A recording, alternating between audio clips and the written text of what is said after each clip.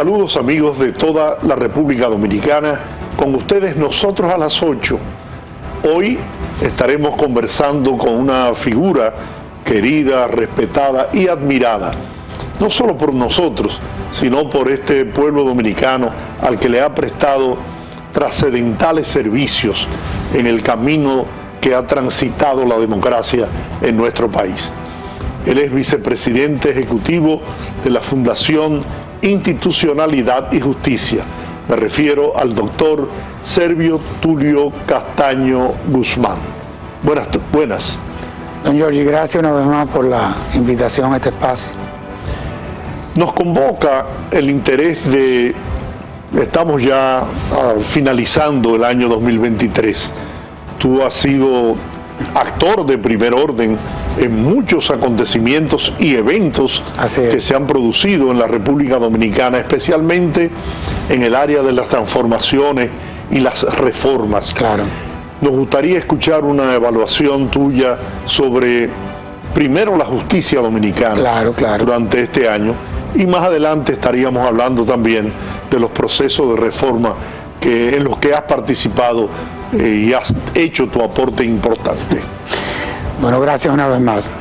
No, yo pienso que lo primero que nosotros tenemos que tener en cuenta cuando hablamos de la justicia es que la justicia es un sistema en donde confluyen múltiples instituciones y agencias de instituciones estatales. Es decir, muchas veces la gente se limita como que la justicia es el gobierno de los jueces o todo lo que es el trabajo que viene realizando el Ministerio Público en la lucha contra la corrupción, en fin. No, esas son dimensiones de un sistema. Entonces, yo quisiera deslindar algunos aspectos. Vámonos al Poder Judicial. Bueno, el Poder Judicial, a lo interno de ese órgano, se está viviendo una transformación. Sobre todo en todo lo que tiene que ver con la ley digital, en la jurisdicción inmobiliaria, que se han implementado una serie de políticas que han traído como consecuencia que esa jurisdicción sea transparente ante los usuarios. Es decir, ya tú puedes, vía la tecnología, saber cuál es el estatus de un expediente del cual tú estés apoderado, o el trámite de un registro de título. En fin, se vienen dando una serie de transformaciones que sin lugar a dudas están impactando positivamente en ese poder del Estado. Otra cosa que se está dando a lo interno del Poder Judicial es que se está trabajando con unos niveles de precisión impresionantes, y es en lo que tiene que ver con la mora judicial. Tú sabes que teníamos una mora un poco escandalosa. La mora es esos casos que, habiendo sido conocidos, los jueces no fallaban. Ya se ha diseñado una política y un mecanismo para atacar esa mora judicial, y ya hay tribunales en donde no tienen expediente ni siquiera pendiente, sino que todo lo que se les somete se aprueba en los plazos que la propia ley establece. Eso es un paso positivo. Otro paso positivo del Poder Judicial es cómo se ha venido fortaleciendo los programas de capacitación a los miembros del Poder Judicial.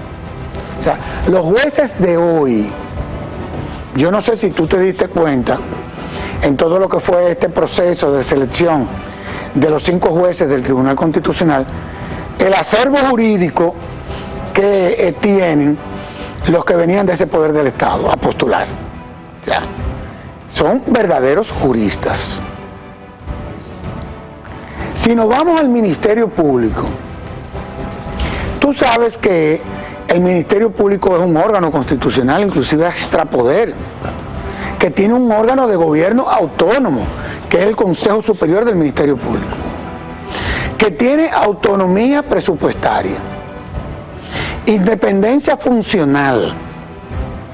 Es decir, que desde el punto de vista de la lógica constitucional, y desde el punto de vista de lo que establece la ley orgánica del Ministerio Público, te estoy hablando de lo que establece la norma.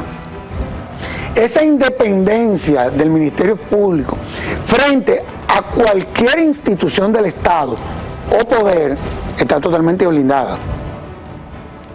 Y hemos visto que en esta ocasión, quizá por la postura que ha asumido el presidente, hemos visto que esa independencia del Ministerio Público se ha visto fortalecida.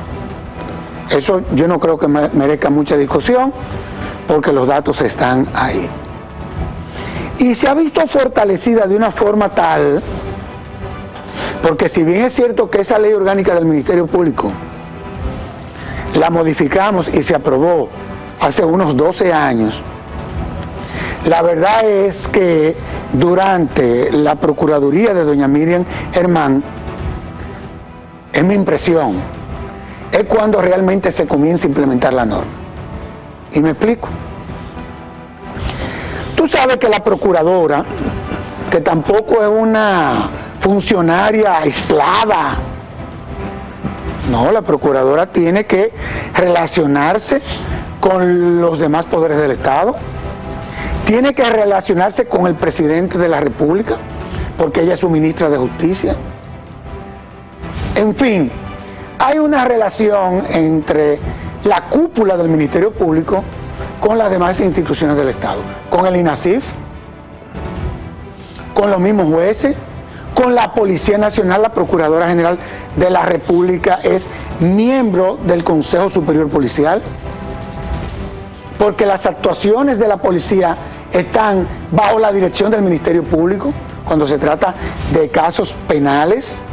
Es decir, hay una convivencia a lo interno de estas instituciones. Pero eso no quiere decir que se ve frustrada la independencia de quien ocupa esa posición.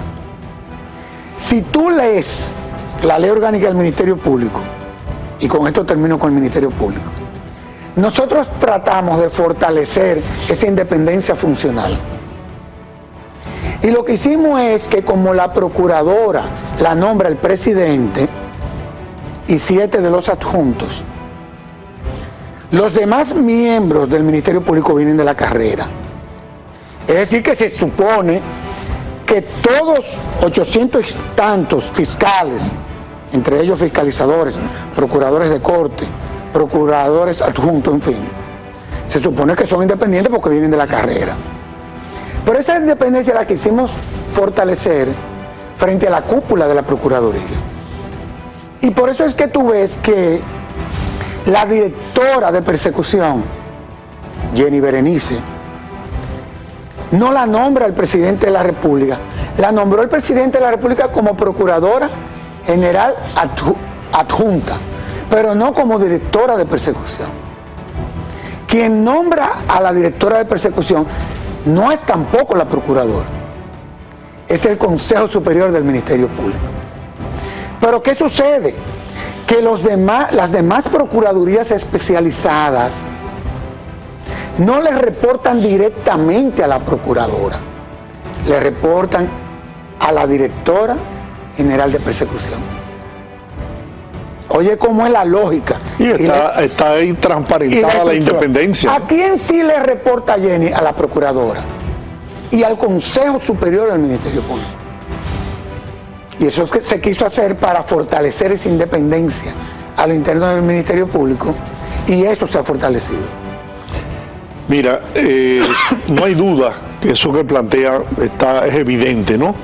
Esa independencia. Sin embargo, el pueblo dominicano, producto de la promesa que hiciera el ciudadano presidente Luis Abinader, está todavía a la espera de que los procesos que se están llevando contra aquellos que cometieron actos de corrupción en el pasado lleguen al final del camino, ¿no? Que se tome la decisión de condenar, e incluso la gente espera que sean expropiados los bienes de esas personas. Y por eso se siente cierta frustración en gran parte del pueblo dominicano. ¿A qué tú atribuyes eso? Bueno, yo lo atribuyo a que, y es evidente, nunca el Ministerio Público había asumido tantos casos de corrupción. Y aquí al Ministerio Público se le presentan algunos inconvenientes con ese tipo de casos. Yo diría que en sentido general. Tú sabes que nosotros tenemos un código penal del siglo XIX. Estamos en el siglo XXI. Y la modalidad del crimen de hoy en día, muchos de los crímenes que se cometen, ni siquiera lo contempla el Código Penal. El Ministerio Público se ha visto en la obligación de cada vez que instrumenta un caso de corrupción o de cualquier otra naturaleza, que como tiene esa debilidad, tiene entonces que fundamentarlo o blindarlo de manera holística. Porque acuérdate que para tú poder representar a un juez la violación de un tipo penal, tú tienes entonces que identificar cuáles son los elementos constitutivos.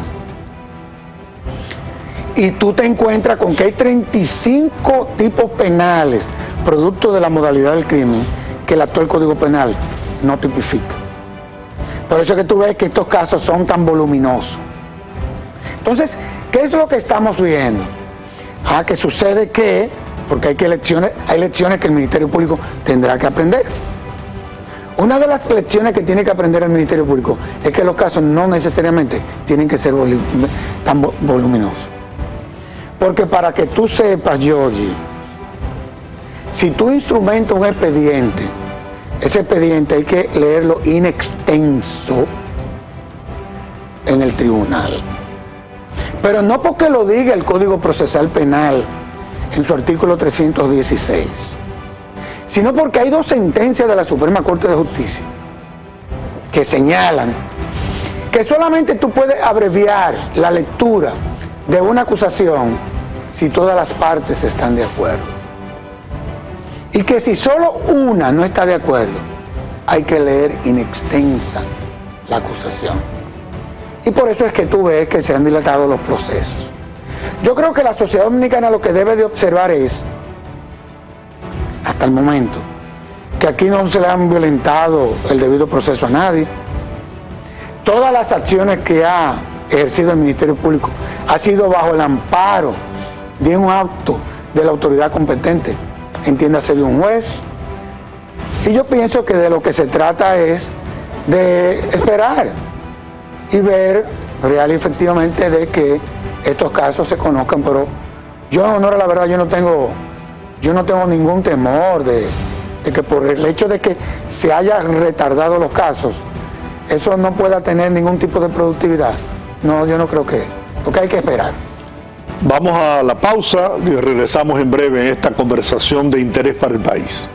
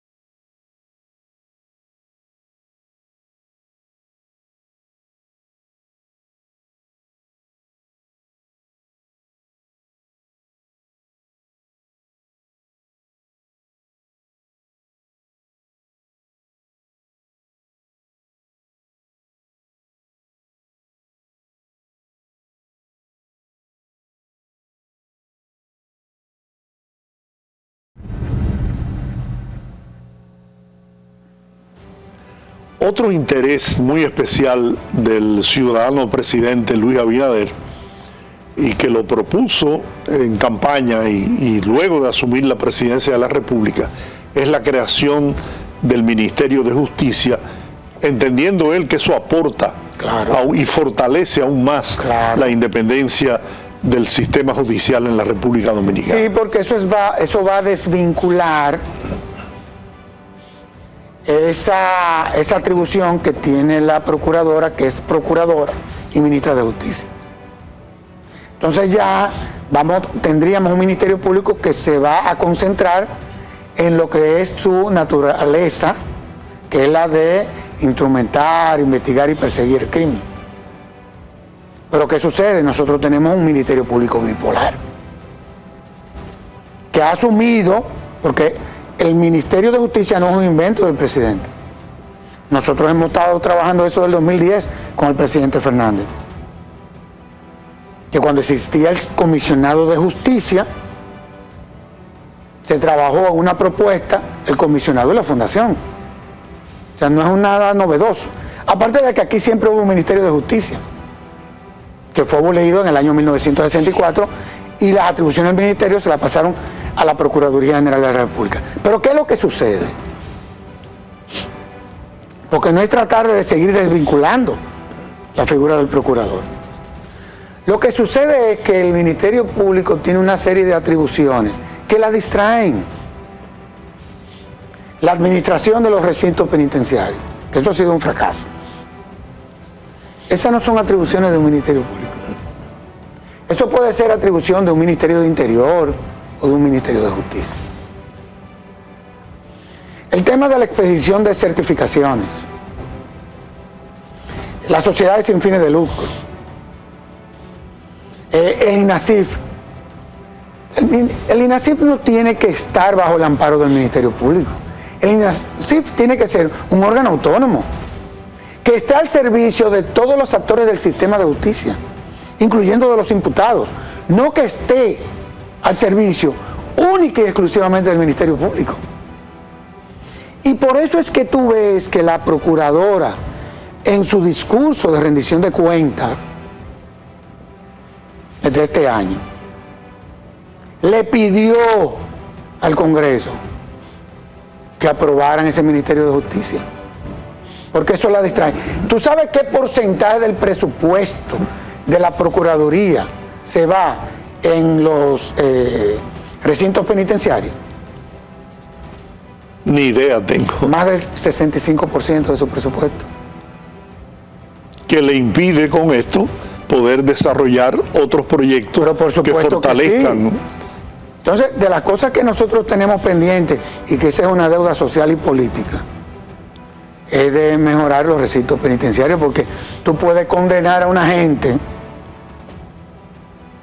a 20 años, pero no a cumplir la pena en condiciones infrahumanas, que es lo que está pasando con el 60% de la población carcelaria, penitenciaria, y eso lo revela el informe de la Defensa Pública. Yo creo que una cosa que nosotros tenemos que revisar es el exceso de prisión preventiva, honestamente hablando te lo digo. Y es verdad que en este año se otorgaron más prisión preventiva que el año pasado. Te voy a poner un dato. Nosotros en la Defensa Pública hicimos un levantamiento de cuántas prisiones preventivas como medida de coerción fueron dadas el año pasado en el primer semestre, porque este no ha concluido. 3.447. Pero en el primer semestre de este año fueron 3.789. Entonces, ha habido un incremento, sin duda. Eso hay que ver qué está pasando. Y esa no es una responsabilidad del Ministerio Público. ¿Será acaso que la presión social sí, claro. Influye en ese tipo de decisiones? Claro. Las redes y ese tipo de cosas. Yo estoy convencido de que eso es así. O sea, hay una presión. Porque a fin de cuentas eso no es el culpable de ese exceso de prisión preventiva no es el Ministerio Público, No, el ministerio pide. Son los jueces que la conceden. Claro. Son los jueces que la conceden. Yo quiero destacar también lo que ha sido el papel de la defensa pública, que ha sido valorada como altamente positivo. Georgia, el sistema penal, del 100% que se le someten, el 82% lo asume la defensa pública. Estamos hablando que promedio por defensor, cada defensor lleva de 250 a 300 casos. Es mucho. De los actores del sistema es el que mejor se valora por el desempeño que ha tenido. Y yo creo que ese actor de ese sistema, yo creo que hay que reconocerlo. Yo lamento que no se le haya asignado lo que la defensa pública le solicitó al Ejecutivo. Yo lamento eso. Se le aumentaron unos 60 millones, pero hacían falta más. Y otro de los actores es la Policía Nacional, que ya ahí la cosa es más lenta. Teníamos una institución que durante 85 años hacía lo que le daba la gana y que el Estado descuidó. Entonces eso va a tomar un tiempo. Ahora, yo quiero decir lo siguiente de manera responsable. A TEN lo quitaron porque la ley dice que él no podía durar más de 2 años. Eso está muy bien. Sí, pero también la ley dice que un general no puede durar más de 10 años con ese rango. Y que un coronel no puede durar más de 8. Entonces, si vamos a aplicar la ley,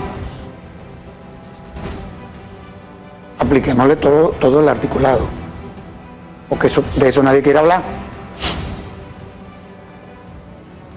Oye, y te digo que el actual director de la policía tiene un compromiso con ese tema, porque es uno de los hombres del presidente, para empezar, y esa reforma es del presidente de la República.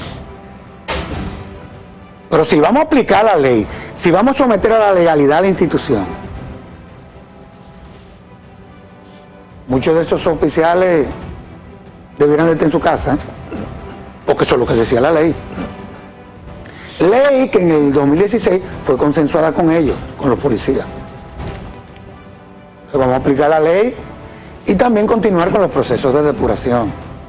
Porque todos estos desórdenes que a veces produce la institución es de personas que venían desde antes. No son de los nuevos que están entrando.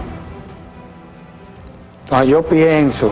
O sea, todavía hay niveles de resistencia a lo interno de la policía. No, yo te diría más que de resistencia, de personas que fueron formadas sobre la base de otra lógica. Un paso de avance fue la inauguración de la escuela de la policía, del IPE, que va a tener capacidad de formar anualmente alrededor de 3.000 policías.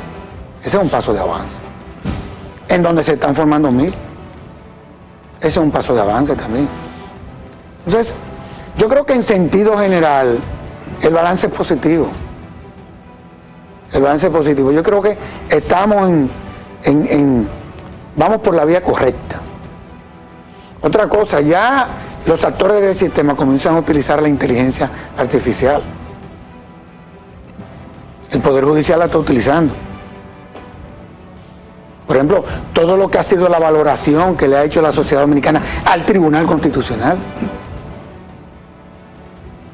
que es un órgano extrapoder, que es la última instancia, que el presidente del Tribunal Constitucional se ha quejado de que le han incumplido 103 sentencias. Pero ojo, el solo hecho de que incumplan una, eso está mal. Pero estamos hablando de 103 sentencias, de 7.112 que se dieron. Sí. Y las sentencias que no se han cumplido son sentencias que tienen que ver con personas que habían sido separadas, en su mayoría, de la policía, no habiendo cumplido con el debido proceso, y de las Fuerzas Armadas. y que los superiores no lo han reintegrado. Ojo con eso también.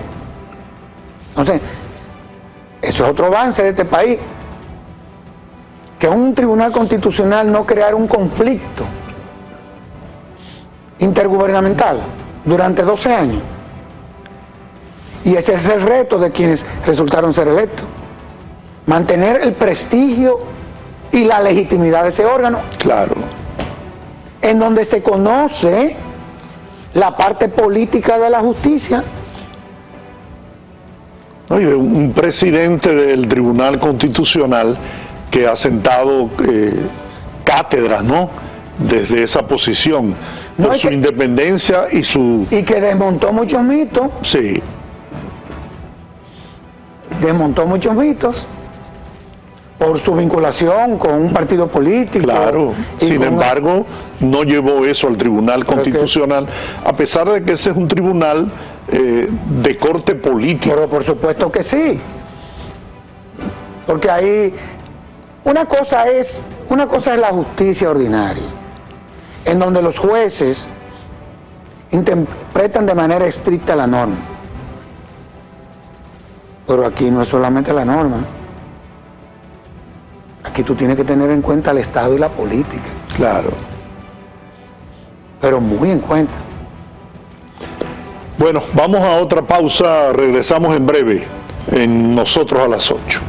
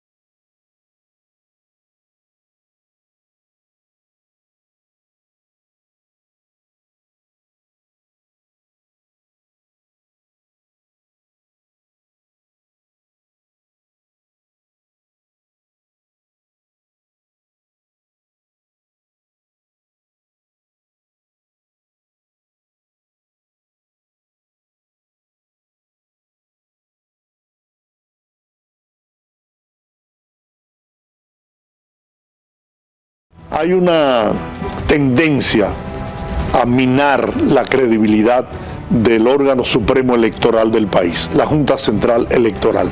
Me gustaría conocer tu opinión sobre esto. Mira, yo te agradezco que tú me hagas esa pregunta, porque nosotros en la Fundación tenemos ciertos niveles de preocupación. Tú hablabas de los partidos políticos, que son fundamentales. Yo siempre he dicho, y tú lo sabes, que los partidos políticos, para mí, son las instituciones más importantes del país, por lo que le pueda pasar a ellos. A mí no me preocupa que los partidos políticos institucionalmente sean débiles. A mí lo que me preocupa es cuando quieren debilitar a la Junta Central Electoral o al Tribunal Superior Electoral. Eso me preocupa. Y a nosotros nos han preocupado ciertos pronunciamientos que se han hecho en los últimos días. Yo no voy a entrar en detalle aquí. Eso afecta la imagen de la Junta. Cuando tú afectas la imagen del órgano rector, tú te expones o propicia que el sistema se descalabre. A mí me gusta siempre tener una visión comparada de qué es lo que ha pasado en los países del área, que han visto su democracia diluida porque el sistema político se desplomó. ¿Tú sabes cómo fue que comenzó el proceso? Los partidos desacreditando la Junta. Y ojalá y eso no pase aquí, porque vamos a llorar lágrimas de sangre. Yo creo que esta sociedad tiene que estar lo suficientemente edificada y consciente de que tenemos una Junta Central Electoral que ha venido a hacer un trabajo contra viento y marea. Porque si bien es cierto que la ley que no aprobó este Congreso fue otro que lo aprobó. Es decir, mucha de la gente que se están quejando de artículos que contempla la ley que beneficia a personas que ocupan posiciones públicas, lo que se están quejando, los que están ahora se quejaban cuando eran oposición. Ahora son los que están en la oposición que se están quejando, que fueron los que aprobaron esas normas. Sí. ¿Tú entiendes que es necesario la modificación de la ley del régimen electoral y de la ley de partidos políticos para adecuarla a los tiempos? Tienen muchas debilidades. Sobre todo la de partido político. Lo que pasó también, Georgie, fue que en temas que generaban debate en el Congreso Nacional, nosotros advertimos que iba a pasar esto. En temas que generaron debate en el Congreso Nacional, como los congresistas no se pudieron poner de acuerdo, entonces le dieron como atribución a la Junta Central Electoral para que entonces lo regulara mediante resolución. Por eso que tú ves que cada vez que la Junta tira una resolución, el sistema político se pone bravo con la Junta.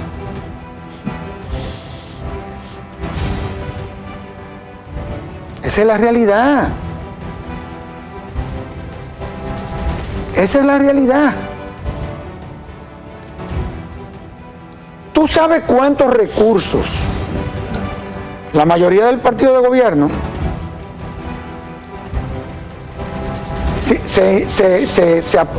de cuántos recursos se apoderó el Tribunal Superior Electoral durante este proceso de selección de candidatos?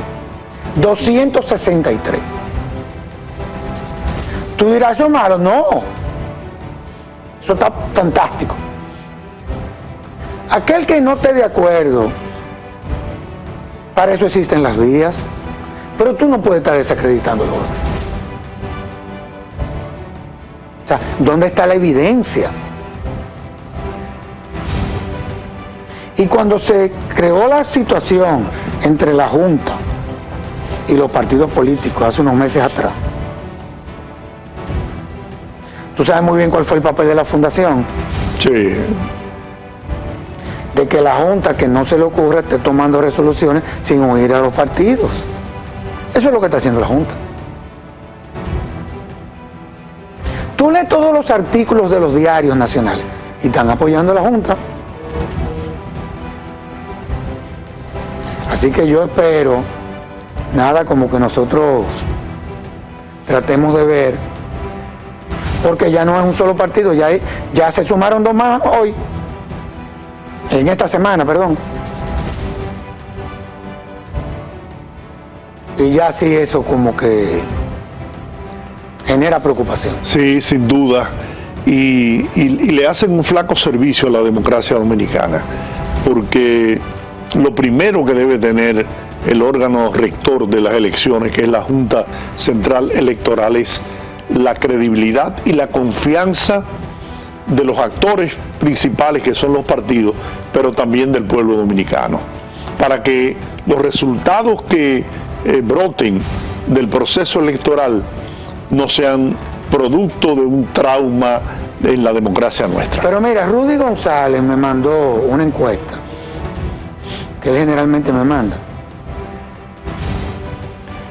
y lo que es Procuraduría, Suprema Corte de Justicia, Tribunal Superior Electoral, Junta Central Electoral, salen bien parados. Sí.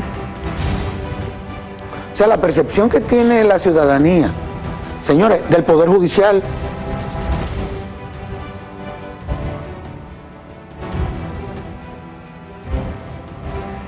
para que también nosotros tengamos en cuenta eso. Otra cosa, si tú tienes, o si tú estás acusando a un órgano, tú tienes que presentar pruebas. Y es un acto de irresponsabilidad. Y si tú tienes la razón, tú le estás haciendo un buen servicio a la sociedad, al país, a la democracia. Si tú tienes la razón. Pero a mí, de ese tipo de cosas, a mí no me gusta hacerme eco en honor a la verdad. Bueno, vamos a hacer otra pausa. Así que regresamos ya al final para concluir con esta conversación con el doctor Servio Tulio Castaño Guzmán.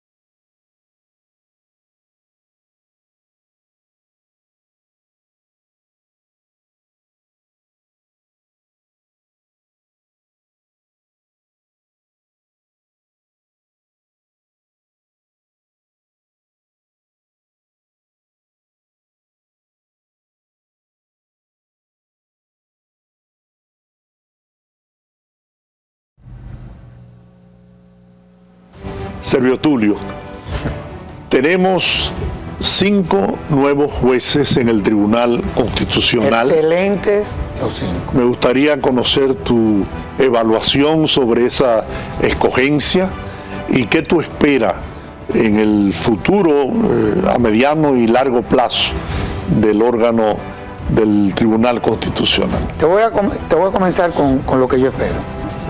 Yo lo único que espero,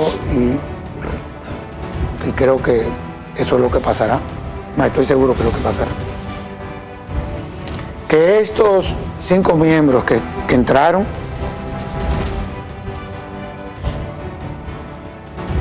le garanticen el prestigio y la legitimidad del Tribunal Constitucional. A eso es que todos estamos aspirando. Yo lo conozco a todos.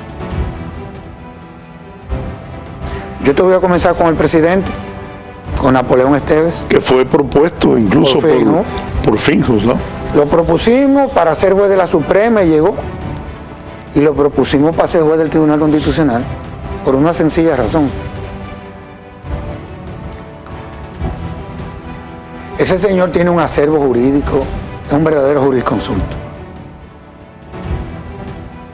Autor de obras de derechos que son textos obligados en la universidad. Profesor de la UAS y de la Pocamay, con varias maestrías,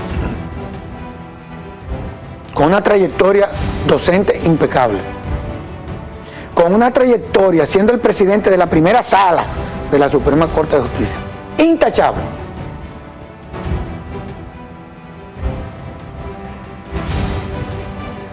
Amaury Rey, conjuntamente con Armi Ferreira. Yo quiero que tú conozcas esos 2 jóvenes, porque también se les mandó un mensaje a la juventud. De las 2 mentes mejores amuebladas en temas jurídicos de este país ahora mismo. A pesar de su juventud. Amaury fue letrado del Tribunal Constitucional. Y era oye, ¿qué era? Era el coordinador de las relatorías del Tribunal Constitucional, con 4 maestrías y con una trayectoria docente. Armi, fiscal de carrera, procuradora general adjunta, con 4 maestrías. Sonia Díaz, que la gente no la ve, como que no la ve muy ligada a los asuntos jurídicos. Sonia Díaz es doctora en democracia y derechos fundamentales, entre otras maestrías. Fue la directora del Departamento de Derechos de APEC. Es miembro del grupo de doctores de la Facultad de Ciencias Jurídicas y Políticas de la UAS. Y Fidel, tú lo conoces. Claro. Señores, nosotros tenemos que tener como cuidado cuando nosotros nos referimos a figuras de esa estatura. A figuras de ese nivel. Que Napoleón tiene un vínculo con... Pero Milton Rey Guevara también lo tenía. Y ha dejado una impronta al frente del Tribunal Constitucional. No. Y Napoleón la dejó en la Suprema Corte de Justicia. En la Suprema Corte de Justicia. Vamos a estar claro. A Napoleón nadie le puede acusar de que inclinó la balanza a favor de un partido político. Entonces nosotros como que tenemos que habían otros más ahí que tenían el acervo, pero claro que sí, muchísimos. Sí, pero solamente había 5 posiciones. Y me gusta mucho que fíjate que salieron 5 hombres. Y de los 5 que eligieron, hay 2 mujeres. Claro. Hay 2 mujeres, hay 2 jóvenes. Es decir, que yo creo a mi juicio, y eso es lo que ha venido diciendo la Fundación durante estos días, la elección fue muy buena. Bueno, da esperanza, ¿no?, de que podamos continuar por el camino de la institucionalidad del país. Que sí. Nos quedan pocos minutos. Me gustaría conocer tu visión sobre el futuro de la República Dominicana. Estamos ya a la víspera del nuevo año 2024 y el pueblo está ansioso por tener tiempos de paz, tiempos de tranquilidad, pero a su vez tiempos de progreso y de bienestar para la familia dominicana. ¿Hay esperanza, Servio Tulio? Pero por supuesto que sí. Este es un país extraordinario y yo te lo voy a decir. De América Latina, de los mejores que estamos somos nosotros. Pon la mirada en América Latina. Es más, desde México para abajo. Pero sería bueno que tú te leas los diagnósticos internacionales que sobre la República Dominicana se han hecho. Olvídate de lo que se hacen aquí. Léelo. Aquí lo único que preocupa, lo único, es la educación. Eso es lo único que a mí me preocupa. Porque nos puede dejar en una situación en donde el país deje de ser competitivo.